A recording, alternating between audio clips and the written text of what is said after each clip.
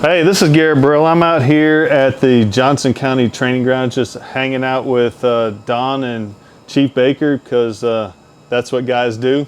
But anyway, Terrestrial Imaging sent me, said they have a line of stuff that they make for drones. I think this is their line, they call it DroMight. They made these, the navigation lights that go on the M300. In fact, there we go, it says M300 on there. But they made some of these for the 210. I actually still fly them on my 210 all the time, anytime I'm on it at night. These, they've kind of upgraded them a little bit different. Mine are, if you wanted to change out the color of them, you actually had to get different units. But what they've done with these is they have it where you can actually change out, take this unit off, which is the color, so that you see that one's red. And then I can put on, say, what's this one, green, or a blue, or anything else I want. And to do that, all I have to do is, there's just a little channel in there, you slide it on, you click it on. Then of course, to put these on the aircraft itself, it's really just as easy as putting them over the top. There's these two channels that you line up. Let me get them there. There we go. And then they're on, and then you just press and hold this button. And so there you can see the blue one.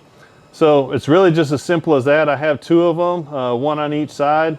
They look really good. They put out pretty good light. We want to actually take this thing out. We're out here in the dark, and we're going to take it for a test flight. But I want to kind of give you a little preview of this and let you know that they have these out there if you're looking for some navigation lights for your 300. All right, so we have the 300 sitting out here. We mounted the lights, the DroMight lights on there, and I'm going to have Don on the sticks, and go ahead and take off, Don, whenever you're ready.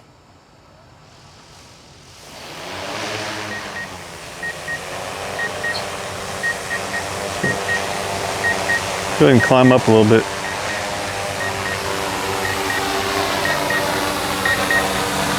All right, that's good. All right, so one of the nice things about it, what we did on this configuration is we put both of the lights facing forward and put the reds and blues on there for kind of a emergency response type of situation, to where you could actually see that and it would identify the aircraft as a response aircraft. So they look to be pretty good. They're nice and bright. We'll probably go ahead and start moving the aircraft out and away from us, see how far away we can see them. So as Don's doing that, what do you think about this, Chief? I think it's pretty good. I like the red and the green, and then